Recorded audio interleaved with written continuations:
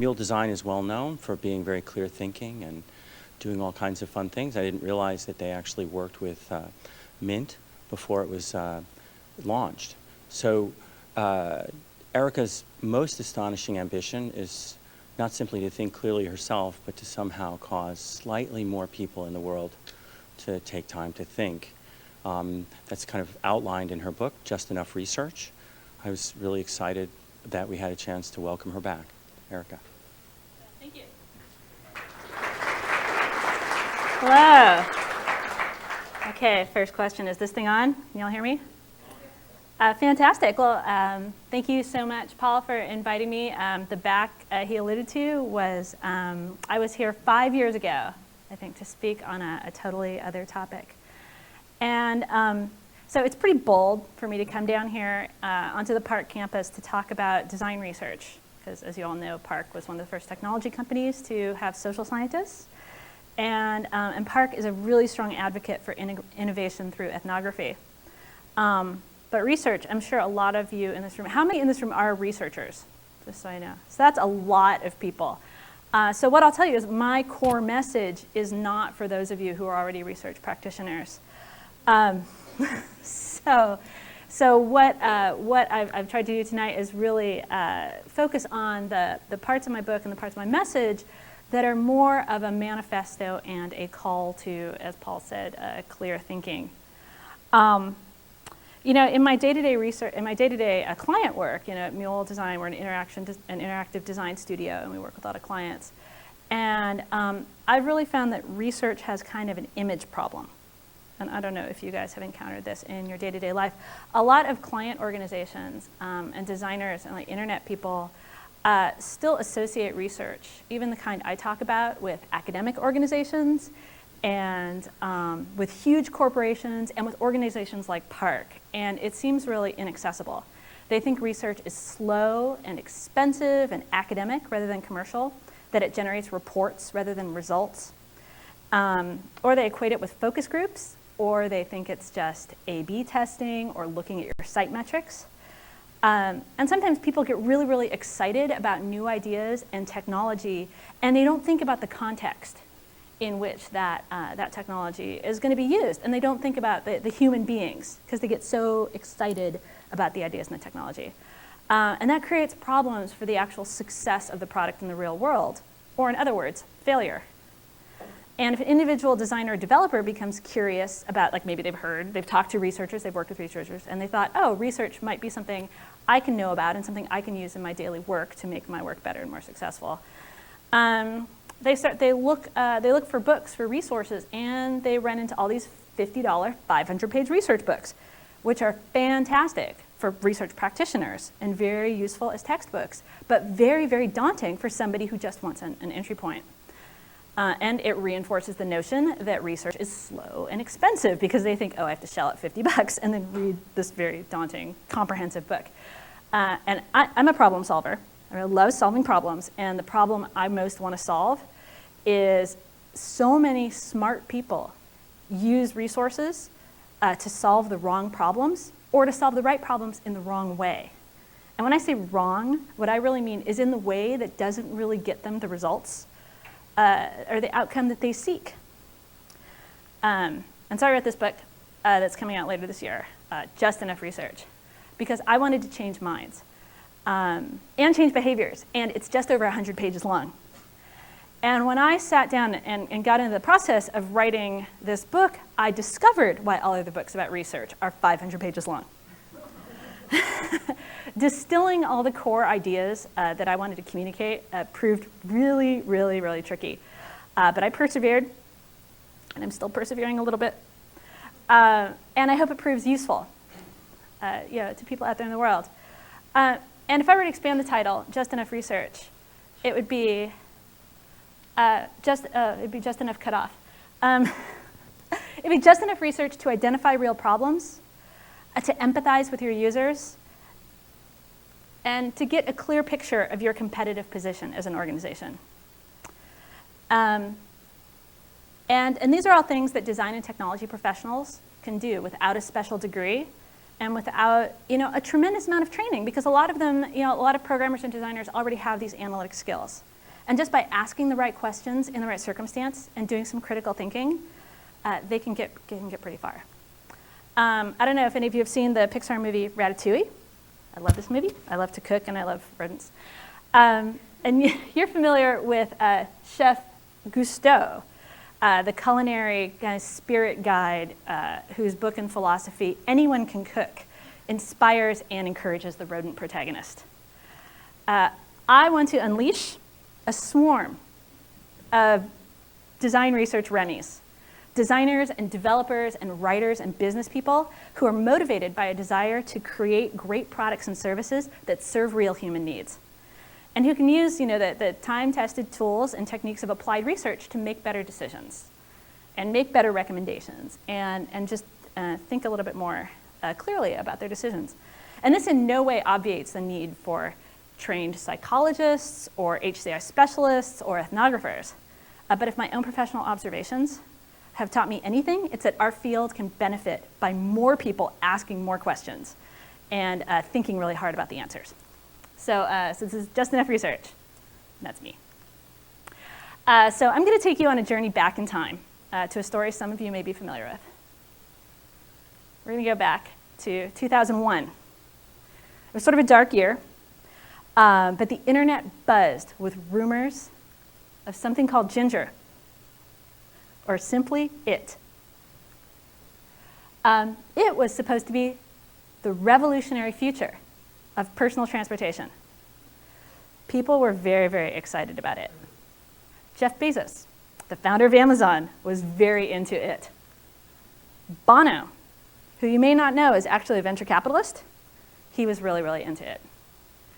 Tens of millions of dollars of venture investment was poured into it.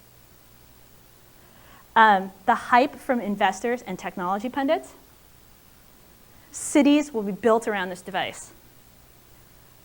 As big a deal as the PC. Maybe bigger than the internet. These were actual things that very smart, successful people were saying about it. Like I said, it was kind of a dark year, and people are really excited, like, oh, the 21st century is starting, and we're going to start with this amazing revolution that's going to solve this huge intractable problem for us about ecologically sound personal transportation in a whole new way. We were so excited. So December of that year, it arrived. It was the Segway personal transporter. And it debuted with a rather counter-revolutionary thud. And these days, Segways seldom appear outside of warehouse corridors or piloted by mall cops sometimes, other than as a novelty. And I like this example because every once in a while you'll see one buzz by and this will remind you of my core message. These are miracles of engineering, conveying gaggles of awkward tourists. They hum serenely by, it's a fun experience. But it's as though the finest minds of the late 20th century envisioned a brave new world of transportation ushered in by amphibious duck tour. Except the duck can handle Segway's kryptonite, which is rain. And this is the circumstance in which the idea that this would be somehow better than a car, that argument dissolves. The Segway couldn't, these are steps up to my house. I'm not sure, unless the Segway levitated like one of those new Daleks, how exactly I would get it into my house. You know what I'm talking about. And it sort of ignored that there's an established set of modern transportation conventions used with really shockingly few regional variations by billions of people around the world. The Segway didn't fit into this established system at all. It was slower than a car, at least 10 times the price of a decent commuter bicycle. Even those who could afford it weren't sure what to do with it once they got over the novelty. And I find the Segway a particularly irksome example of a technology that didn't deliver on its promise because it purported to change the world with a very, very narrow view of that world. This is really arrogant. And this is the sort of thinking I want to change. Look who isn't included in that Segway world-changing worldview. Anyone with children, in fact, anyone who has to transport somebody else, anyone who works or shops more than 5 miles from home, anyone who lacks $5,000 to spend on transporting themselves 12 miles an hour, anyone who lives in a harsh climate, and from the point of view of the Segway, Portland is a harsh climate. And anyone who has to carry more than 20 pounds of groceries, which pretty much makes it appropriate for, say, a single Silicon Valley engineer. Nothing wrong with these people, but that is not everyone, and that is not changing the world. So, Dean Kamen, the inventor of the Segway, he's a very, very smart, successful guy. He's tackled a lot of really, really important problems. Drug delivery systems, water purifiers, a really amazing, innovative wheelchair. And I'm sure he did a lot of research to develop this very technologically sophisticated device. But he and all of his investors and supporters failed to do some very essential and really simple types of research, like deciding if they're solving the right problem, figuring out your real competitive advantages. So a very simple way of looking at this: when you're developing a new product or service, or enhancing one that exists, you work from a set of assumptions around how the world works. Then there's the actual world. There's usually a gap between the actual world and the way you assume or imagine it to be. That gap gets filled by wishful thinking, it gets filled by hype, and it gets filled by risk of failure. But with some research, you can have knowledge that reduces the risk. That one's for you, Bill. Oh, nice transition right there. Cities will be built around this device. When the success of your idea depends upon significant changes to habits and infrastructure, that is a good time to check yourself. People, all of us, are lazy, and structural changes take time. I live in a city that has been trying to build one span of one bridge since 2002. And this is to accommodate modes of transportation that already exist. In fact, a couple of modes of transportation, the really eco-friendly ones, walking and biking, are still too controversial to be handled by this bridge. And they've been doing a $1.25 million research study to look at that idea, and that's the kind of research that gives research a bad name. I'm all for innovation. I want people to design products and services that improve the world. And it kills me to see great and good minds pursue ideas without taking reality into account. Because I'm an even bigger fan of reality than I am of innovation. Throwing millions of dollars and dozens of brains just at the wall to see whether something sticks is irresponsible and wasteful. If you want to improve the world, you need to start with a clear idea of what the world you're improving is actually like. Constraints breed good design. We hear that all the time. And research is just opening your eyes to see what those constraints actually are. It's looking at reality. I can't tell you how often we've heard something like this from a client. We don't want facts to inhibit creativity. They say, we want blue sky thinking. And we hear this from people who are paying us good money to solve their problems. Well, what happens when blue sky hits reality? Damn. It's not, reality wins. Reality wins every time. So what does the failure of the Segway to change the world have to teach us to those who are building and designing products and services, whether they're made out of atoms or bits? That where human choice and behavior are concerned, existing context matters, usefulness counts for a lot, and there are plenty of products and services that have much less grandiose, ambitious. This is just such an amazing, amazing concrete example that, like I said, we can see whizzing by every day that I can point to it and say, hey, do your homework. You might remember last year's color.com social photo sharing service. Its world-changing mission was to advance the post-PC revolution by inventing new applications that bring people together through proximity, social and visual presentation. In other words, another photo sharing app. A photo sharing app that got $41 million. Sequoia Capital invested more money in color than it did in Google. And color, so developed this photo app, and their big idea was that you take a photo, and you can see all of the photos that people in the area also using the app have taken. This means that until the app has critical mass, it has no value. This is flawed from the start. You put somebody in a room, hand them color, not interesting. And even if it totally fulfilled its worldview, you'd be looking at photos of the room that you're currently in.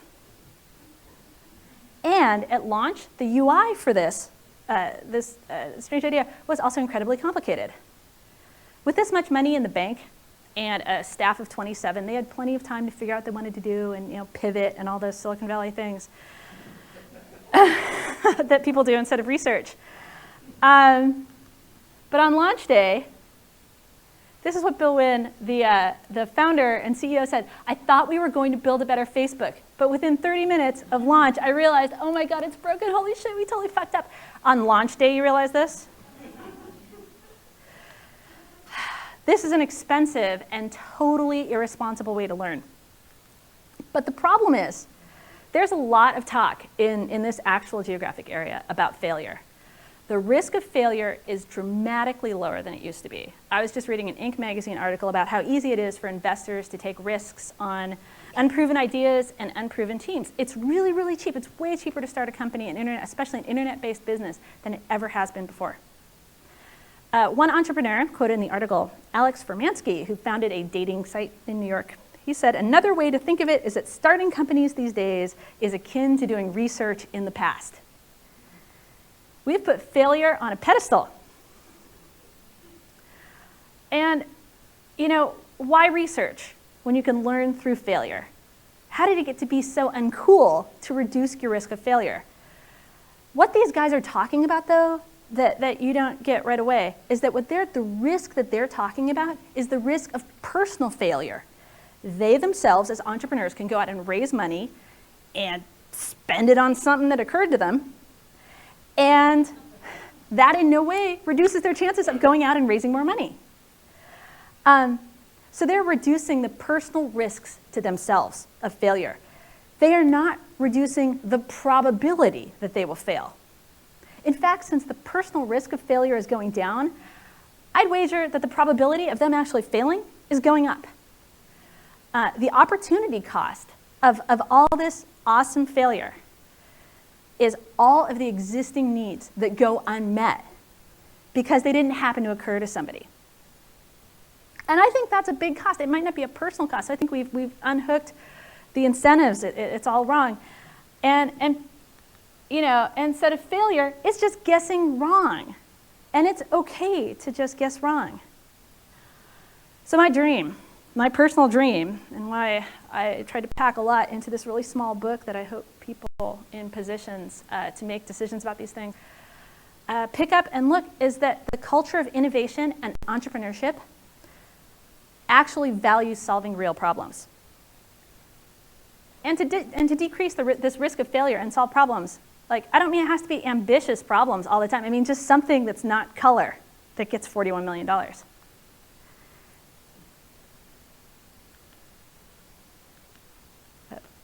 we go. And I think if we spread the word, especially the researchers in this room, it's outreach. It's outreach. Go to an entrepreneur and sit down with them, have coffee or beer or something, and talk about how make your work accessible, and talk about how using basic research skills and telling a better story about connecting context and utility and value, maybe you can change some minds, and maybe we can actually solve real problems with real knowledge. In many established businesses like this, we really focus, there's a lot of culture of entrepreneurship and venture-backed businesses. But established organizations have a much different problem. They're in a situation where a lot of product strategy ends up based on politics rather than real-world data. Maybe some of you have been in this situation. And it's the same thing. If we keep the research to ourselves and keep it hard and really focus on the rigor and being very specialized and don't have conversations just about what research is and how we can do it, in little pieces every day just to make sure you're solving the right problem, there's going to continue to be this huge disconnect. And I find it's helpful to go back to first principles in order to really clarify what we're talking about, because this is a word that means a lot of things to a lot of people, like as much as design. And like really tease out the important parts. And research, it's just systematic inquiry, which maybe sounds hard to other people, but that's how I do my day. You want to know more about a particular topic, and so you go through a process to increase your knowledge. And the type of process depends on who you are and what you need to know. It's just asking questions and then doing a good job interpreting the answer. A lot of personal research these days, it's just Google, and you can go to people and say, hey, look, you're researching right now. And you end up on a Wikipedia page, and finding the information is really easy because the knowledge already exists. It's not new knowledge. The hard part is just finding a trustworthy source and assessing the credibility. That's where you have to use your brain. All polar bears are left-handed, by the way. If you're left-handed, you might be a polar bear. And then there's pure research, what people think about who are in the field, creating new human knowledge, illuminating facts or fundamental principles. It often involves mice. The researcher investigator wants to advance a particular field, such as neuroscience, by answering a particular question, such as why humans sleep. Pure research, observation, experimentation. You get published in peer-reviewed journals. This is science.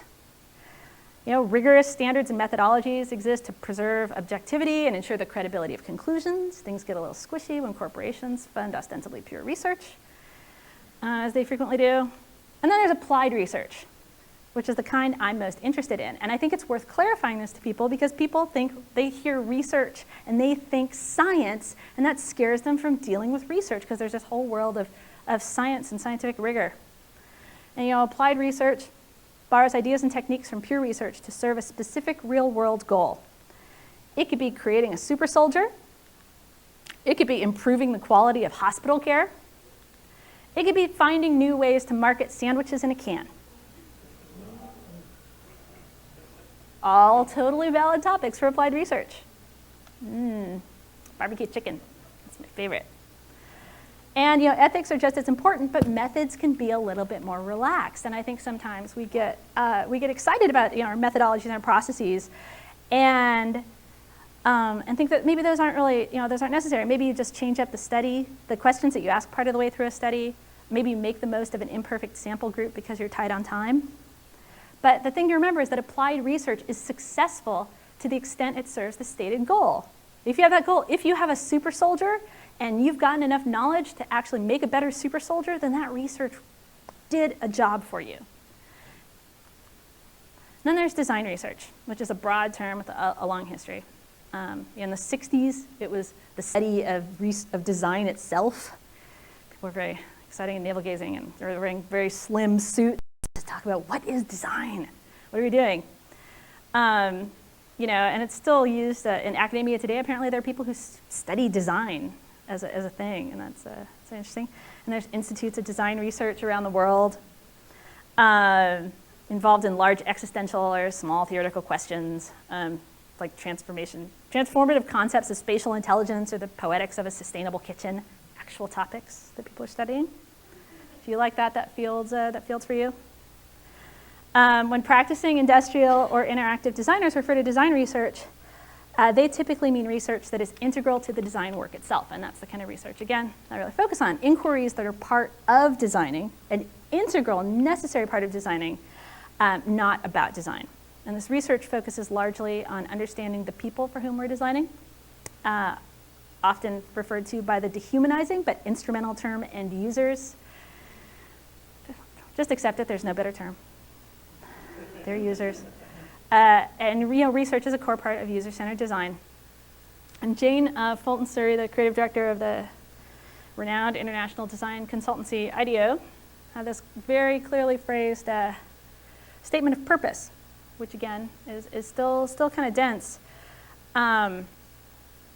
Design research both inspires imagination and informs intuition through a variety of methods with related intents to expose patterns, underlying the rich reality of people's behaviors and experiences, to explore reactions to probes and prototypes, and to shed light on the unknown through iterative hypothesis and experiment. The important parts of this are exposing patterns underlying reality, there's reality again, to explore reactions to probes and prototypes, she might be a gray alien, and to shed light on the unknown.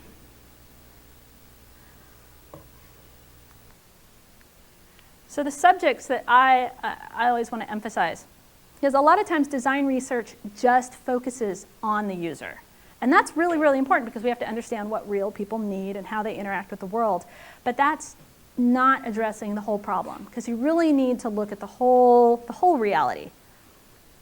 You've got your organization, your users, and then the real world context in which you're offering your product or service. And this includes everything that you don't have direct control over, like existing relevant infrastructure, you know, like the roadways that the Segway had to go on, or your competition.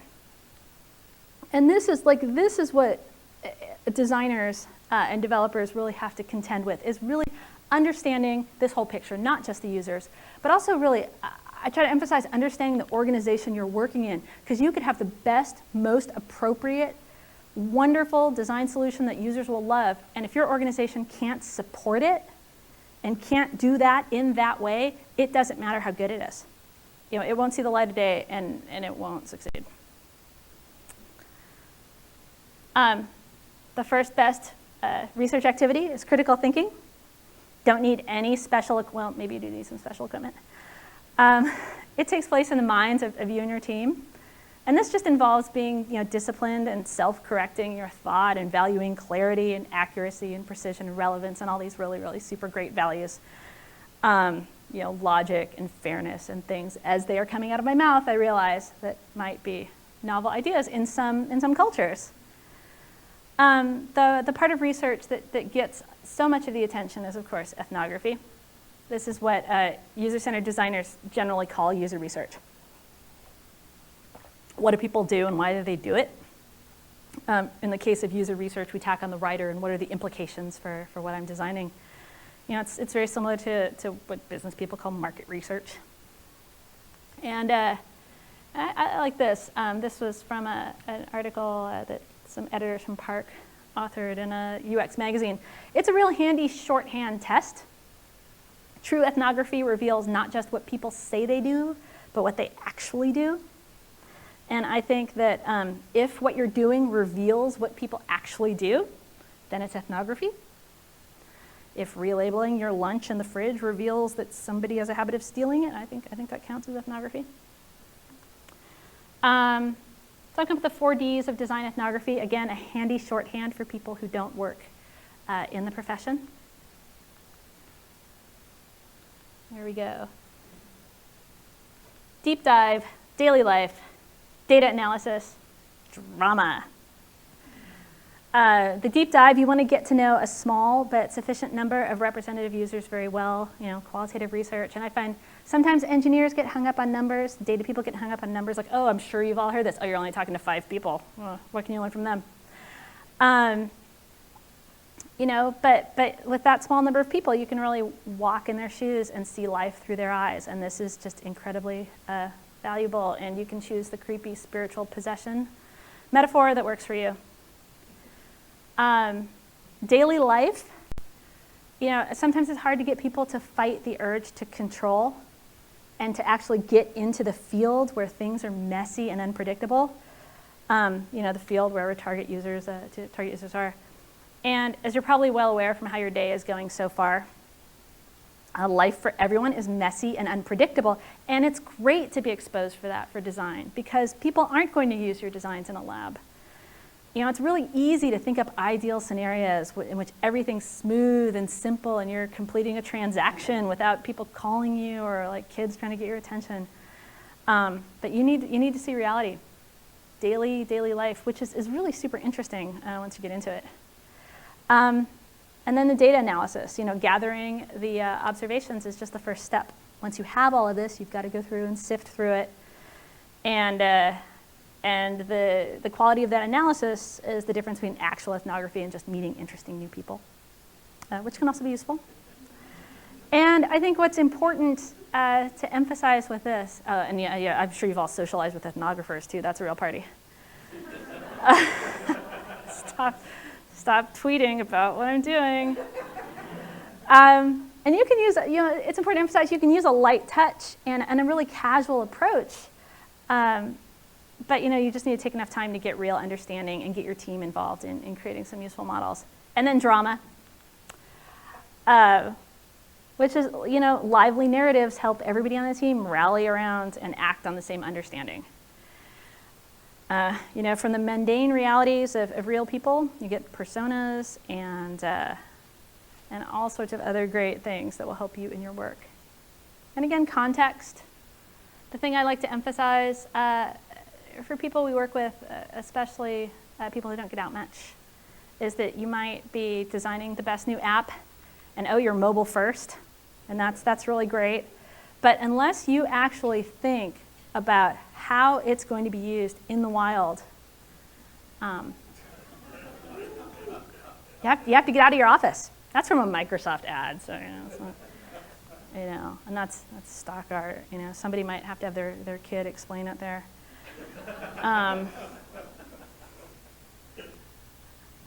You have to think about all the people. So you've got to get good at noticing things and observing people and going there and people watching in a way that's try not to be creepy. All of us are observing people regularly, if only to determine how we should interact with them ourselves. Is that guy on the bus crazy, or is he just having a Bluetooth headset? And many of us are quite experienced and good at reporting interesting behaviors. Like, let me tell you about that guy I saw on the bus. We observe things and then we tell stories about what we saw. So many of us are already doing this, and that's fantastic. And to do user research, you just need to make a slight mental shift of depersonalizing your observations. No longer worrying about what the behavior of your research participant or subject means to you and what it means to them. And then do your best to be totally non-judgmental and not exaggerate for comedic effect. And that's all it kind of takes to stoke the data gathering machine. You have to really want to understand the inner workings and motivations of that guy on the bus. Super fun. Interviews are a core part. Talking to people who represent the target user or customer. It's essential, it's rewarding. It's pretty easy once you do the depersonalization thing. If all you do is critical thinking and ethnographic interviews, you'll have so much to go on. I think if they talked to people about their transportation preferences and how they made choices, maybe they would have had a more realistic picture about the Segway. And I think entrepreneurs isolate themselves. These are just a couple guys having an interview. It's just ethnographic. Because they don't want to expose their ideas to reality. Again, they don't want facts to inhibit creativity. And it's so easy to just talk to real people. And I think this is something, again, we really need to emphasize. But people who are just afraid of bursting their hype bubble, they want to stay in it forever. Let's burst that hype bubble. I love bursting the hype bubble. And people get really worried about where do I find these people? And I always say, Ethnio is awesome. It's an online recruiting tool. You just put up a net on a website and people, fill in their information and then you can call them and talk to real people. It's really, really exciting. And the thing that sometimes people forget or want to shortcut in terms of finding people who actually want to talk to them about their very, very interesting product or service is incentives. Incentives are super important for a few reasons. We run into people who are they'll pay us thousands of dollars to design a site for them, but then we say, we want $50 for each person to get them to talk to us, and they're like, wait a second, I've got some friends. But the really, really great and subtle thing about incentives is that they remove some of the bias from a study. because people are going to be a little more neutral if they're talking to you because they get $50 from Amazon instead of talking to you because they want to get a favor from you or they're related to you. Or like the worst is when an executive recruits like, oh, I have people you can talk to who I have a close personal relationship with, and those people are never, ever going to tell you the bad stuff. And then you do all this ethnographic research and you talk to people and you make personas, which I'm sure many of you are familiar with, the fictional user archetype, the composite model you create from all the research data you've gathered. It represents a group of needs and behaviors. Embodied behavior patterns, all those patterns you're looking for from that definition of design research. And they act as a reference point for decision making. And that's the part I really want to focus on, is that reference point for decision making. And the fact that a persona is a tool, not an end. A lovely persona is not an end in and of itself. There's a lot of discussion in user research circles about what makes a good one or a bad one and how you can go down the bad path. And I think a lot of design teams could get by with one persona. A very busy woman in her mid-30s who doesn't work in design or development. Like if you have a general purpose, a general audience application or service going on, and let's call her Danielle, because that's her name I saw on the Flickr photo I got. Where's Creative Commons? We're good. And Danielle has one quote with her persona: "So what?" And I think if you just made a life-size poster of Danielle that said, "So what?" and every time you were making a design or development decision, you had to walk it over, not your team, not your boss, you walk it over Danielle. And you go, "Danielle, this is so awesome." And Danielle's like, "So what? I've got my groceries and I just came from a pedicure and I'm carrying my kid's little scooter, and you have to convince Danielle to care." That persona is going to work for you. If you have a more specialized audience, replace this photo with a neuroscientist or a teenager named Danielle, that's fine, but all Danielle has to say is, "So what?" And you have to explain yourself every decision. Danielle does not have time for your shit. Here's something very near and dear to my heart. Focus groups. A lot of people conflate focus groups with qualitative research. We've heard clients do this. I've seen this in the New York Times more often. I refrain from writing letters to the editor, mostly because I don't have time. The purpose of ethnographic research, design research, is to understand how people behave and make decisions in the real world, and look for influences from that real world that maybe the participants themselves don't even see, but you can stand and observe how they interact, or even how they sound on the phone when you're talking to them in their real environment. This is not the real world. But it feels official and researchy. Some people are really keen on this because this feels like science. And you've got to remind them, this is applied research, it's not science. A handful of ordinary people around a conference table engaged in a lively discussion about how various brands make them feel. That is not a real world scenario. Observers with clipboards behind a glass and all that. They don't provide research, focus groups don't provide insight into behavior in a user's habitual context. But they're so very common. Focus groups are worthless. I stand by this. So Robert K. Merton, American sociologist, even said, even when the subjects are well selected, focus groups are supposed to be merely the source of ideas that need to be researched. And that's fine if you want to get a bunch of people around a table and say, "Oh, what are some ideas I can follow up on?" Just the source. And Robert K. Merton is the guy who invented focus groups. Extra fun facts, he also coined the terms role model and self-fulfilling prophecy. Yeah. Even he came to deplore how they were used as a sort of round them up, sit them around a table, and we will get something useful out of them. And you might get something useful, but it is not ethnography. It is not how people behave or react in a real circumstance. There's this whole group dynamic, and I just make this blanket statement because I want to defeat them and never have results of a focus group affect something I'm working on. And then this is outside user research, but this comes from understanding people is understanding the competition, and this is the last kind of specific area I'll touch on. You know, when people think about competitive research, they think, oh, I can name my top 5 competitors, and they're the people I care about. But when you think about competitors, you have to think about anybody who competes for your customer's attention, anybody who exists in the mind of your target user who might seem like an alternative to them. You know, attention is the very, very rarest resource and the one that you need to survive if you're creating a new product or service. And then if you're making anything that isn't a sort of one-time purchase, you need to convert that attention into a habit. So the key question in competitive research is how else might your target customer solve the same problem? I mean, imagine if they'd asked this about the Segway. Again, great, awesome example. Seriously, if everybody just starts asking, how do I know that this idea I'm having isn't the next Segway? I will have won. A bicycle, a car, real people don't care about the theory of why one product is better than another. They care about the lived experience. Is it faster or more comfortable?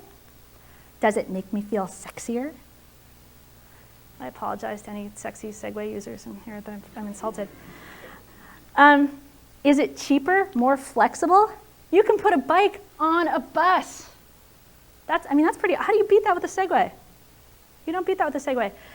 And the one competitor that I want people to really consider is nothing. I mean, if you have nothing, if you just walk, you have everything a Segway does plus exercise. You know, and everybody thinks that they're gonna create the next new, totally unique thing, like, oh, like Twitter came out of nowhere. Twitter didn't do any research. But the question to ask, like, even if it's something totally unique and there is no alternative, is what will motivate people to do this instead of nothing? Because nothing is very compelling. It's free. You can do it from your couch. You know, what are you going to replace already in people's already full lives?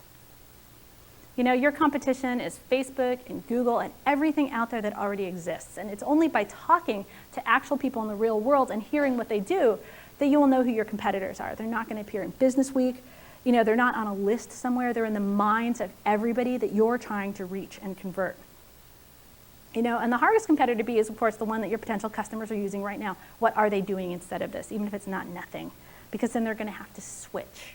And that's a huge switching cost. And people are lazy and forgetful creatures of habit. And this isn't an insult. This is just, again, reality. User research totally bears this out. Your target customers have to love you more than they love change. And people hate change. So who should do research? Everyone. You know, if you're a sole practitioner, that's easy. You're like, oh, now I'm doing research. You know, if you're working with a team, get everybody on your team involved in the research. Like sometimes people really say, oh, the researchers are going to do the research. And then they're going to write a report and they're going to share it with the rest of the team. That's the most efficient thing. But presenting people with the world's most stunning report will give them a great reference document. But it is far less likely to actually inspire them to have internalized what you found out and to approach their work differently. You know, maybe economists are really keen on reports and find them very motivational. But most people actually talking to users, participating in analyzing the results, like these are things that change thought and change behavior. And I'll talk a little about research is not a panacea. You can't just put some research on it and make it better. Research is not asking people what they like, and this is again one of the criticisms that we hear a lot is like, oh, you're just going to ask people what they like. You know, you start interviewing people in a business, and they talk about what they, you know, like stakeholders in a business, and they talk about what they do or don't like. And like is not part of the critical thinker's vocabulary. We try to purge this right out. You know, on some level, though, we want the things we do to be liked. It's really easy to treat likability as a leading indicator of success because, you know, we all kind of have that inside, like, oh, like even if I think they're terrible, I still kind of want them to like me. And so then you project that and say, well, if they like us. But the concept of liking is as subjective as it is empty. You know, it's a superficial and self-reported mental state that's not connected to any particular behavior. So you can't get any useful insights from any given individual reporting that they do or don't like a particular thing. I really like horses. I am not going to buy any online. So it's like quash all the liking and all the hating too. Plenty of people habitually engage in activities they claim to hate. Research is not a political tool. So don't let your methods be guided by a desire to appear smart. That's very, very dangerous. Like, oh, if I do it this way, they'll all think I'm smart. Like for a researcher, I think that's really a hard one. Or to conform to anybody else's picture of research. Like we have to fight people over, oh, let's do something in a lab instead of doing remote research because they'll be there, but we're like, we need them in their natural context. You know, it feels researchy, and people are like, oh, I'm doing research, I feel researchy. And you just need to explain to them that you know, interviews with method and purpose are more valuable if you take them in a natural context. And just, you know, sometimes you have to explain this over and over again because it doesn't look like science, which it is not. Applied research is not science.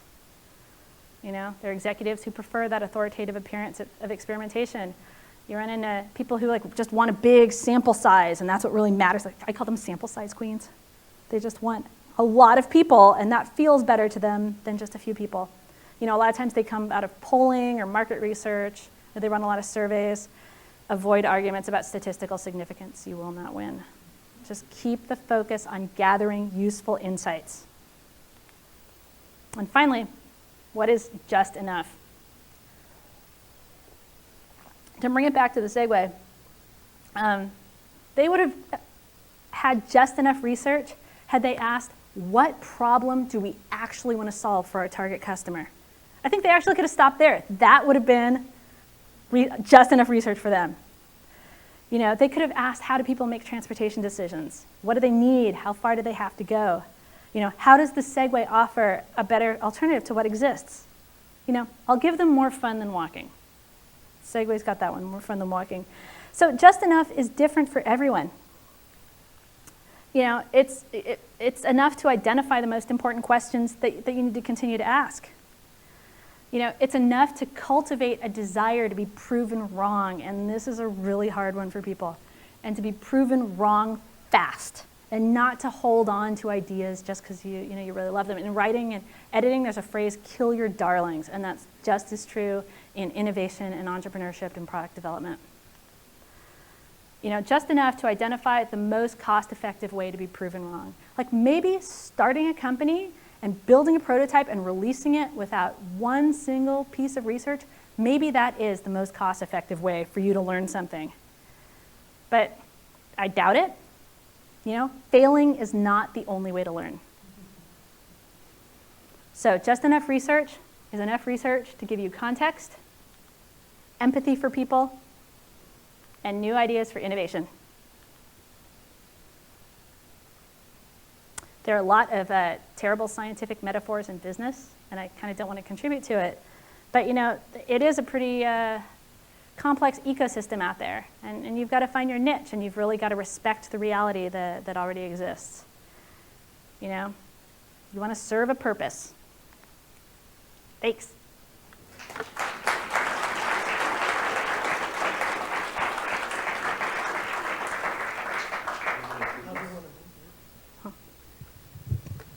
You know the drill, right? Oh, yeah.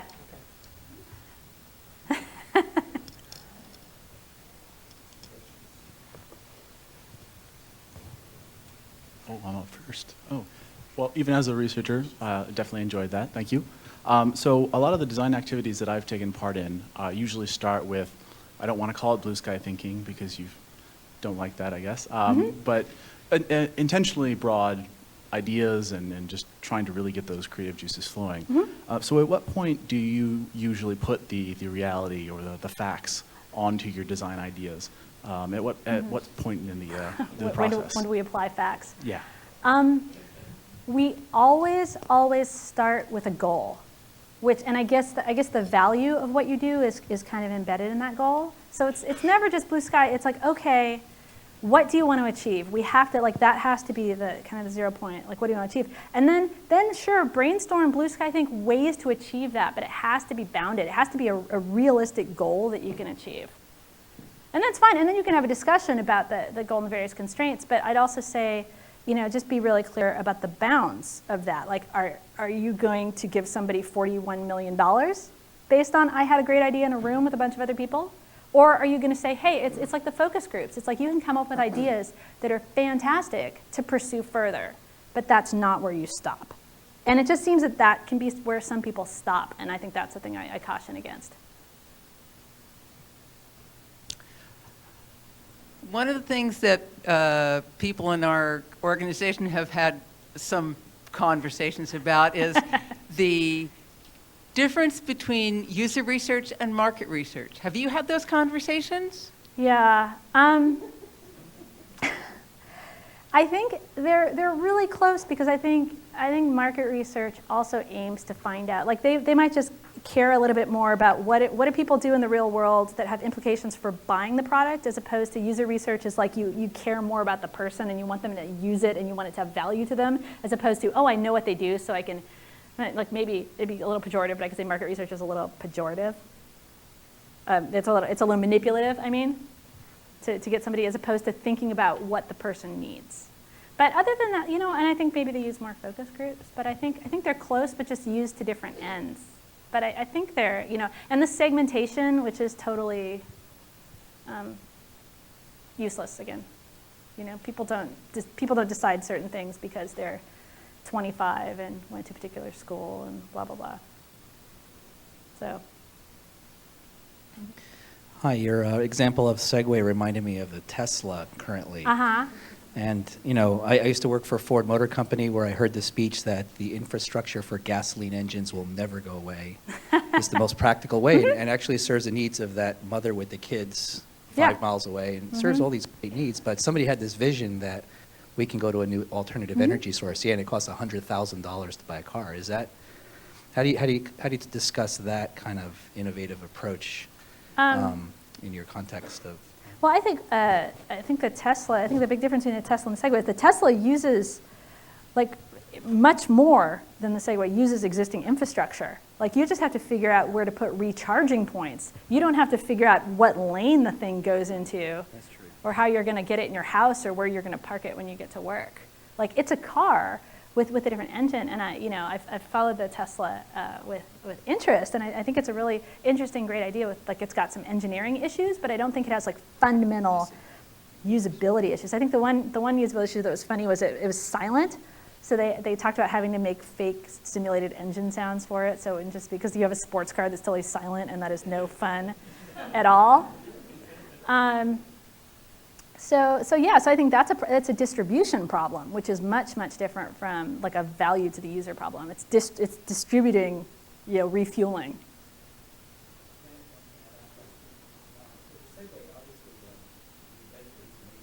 Yeah, he's a super smart, incredibly successful guy. Mm-hmm.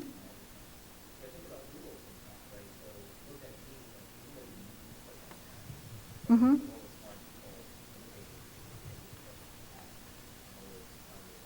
Mm-hmm.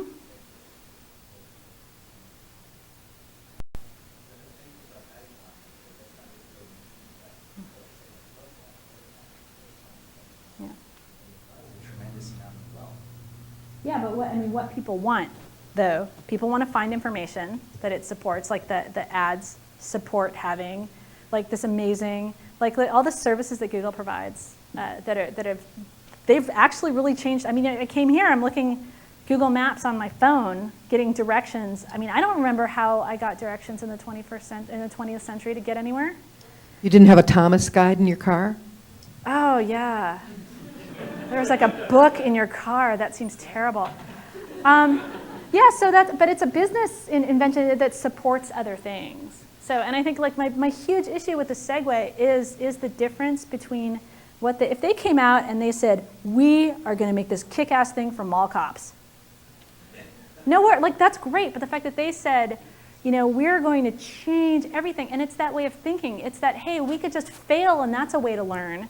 that distracts, and you know, it's unglamorous to talk to people. It's unglamorous to be wrong, or to be open to being wrong, or to say, I don't know. Like, I think one of the most amazing things, you know, when I saw, I've got to invoke him at some point, when I saw Steve Jobs speak at one point, the way that he said in an interview, I don't know, with such confidence that made you like super, like, oh my God, he doesn't know something, that's awesome. I wish more people could say, I don't know, with that level of intellectual curiosity and that level of excitement. And that's a thing to say, not to say like, oh, like this is going to be amazing, it's going to do everything, but say, hey, we've discovered this technology, and it's really cool, and it does these cool things. How is it going to be applied? I don't know, but we're going to find out, and that's very exciting. And it's that attitude shift that I think would lead to more actual problems being solved. Like, I know business problems are going to be solved, you know, mobile phone games are going to be made, and they're awesome and they're great and they all have a place, but it's this pulling focus from solving real problems and from doing research instead of saying wasting money is cool because I can always get another 5 million. I think that is a terrible, irresponsible attitude that's getting incentivized, you know, and that has a huge effect on our culture and what we value. And so that's where I come at it. You know, it's like, make whatever that's not harmful, that's fine, but, you know, value it in a certain way.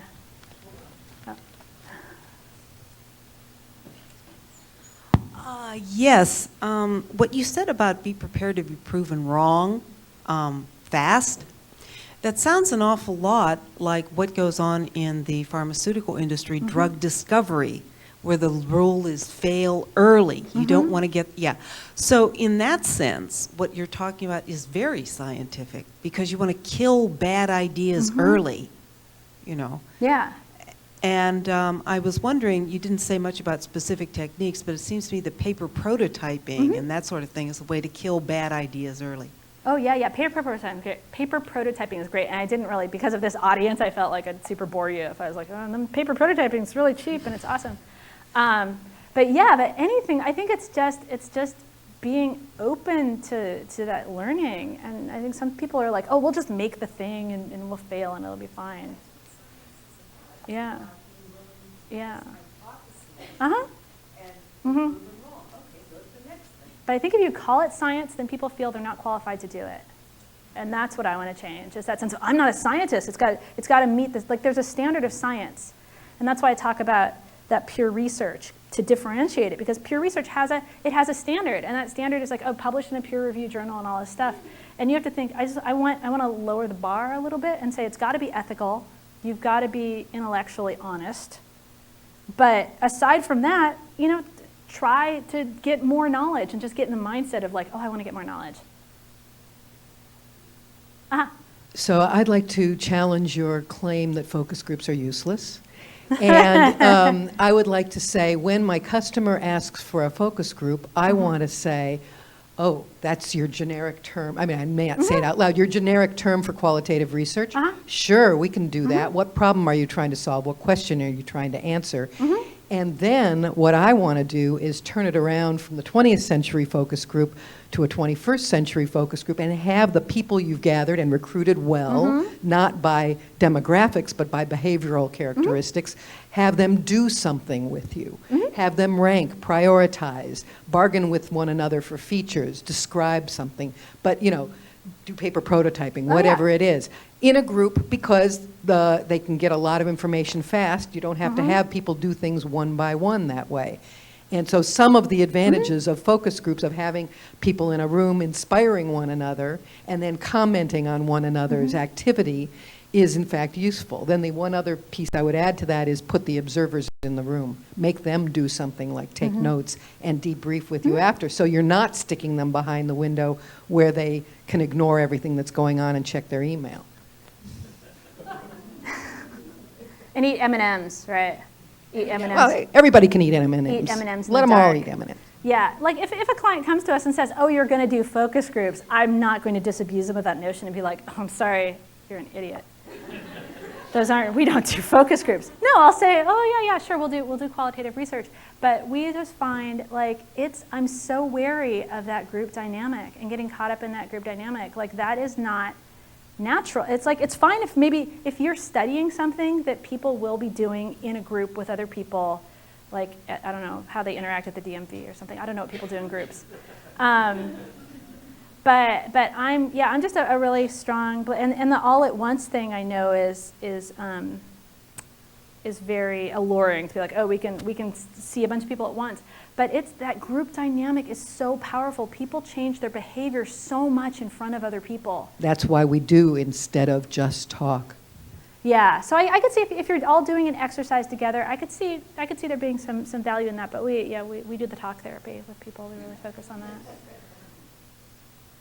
How would you convince a team that's stuck in doing downstream research like think aloud testing and pair prototyping to take a step back and look at, design research, ethnography, contextual inquiries, and revisit what they're really designing if they're stuck in like this 1-year release cadence where they don't take a step back anymore, they're just looking at only going forward and making like small iterative changes? Yeah, that's really hard, and usually that's not something that we're in a position, because we come in client services.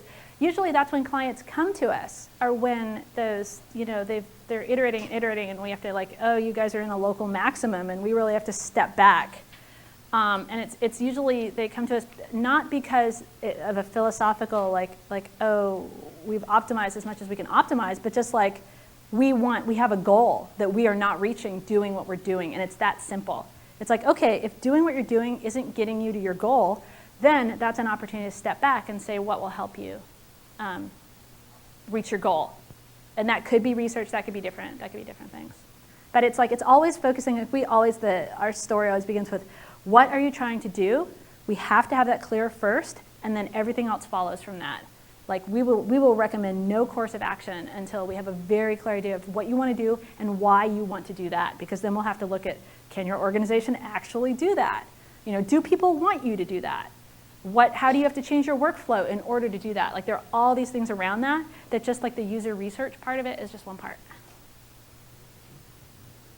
That segues well into my question. How do you deal with clients who haven't even conceptualized that they may fail, or they have that potential to fail, or that whole design? Why can't I? Oh, there you are. Okay. Yeah.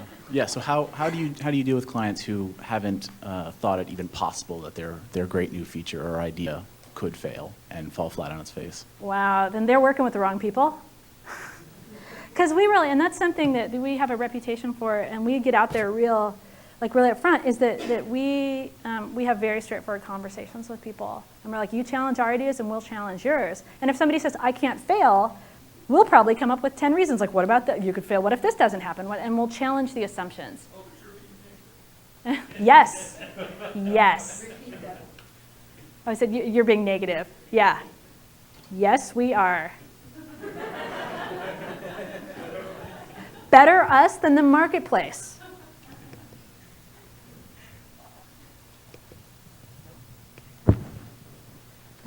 We've hit a natural maximum right here. Yeah, excellent. Well, thank you so much.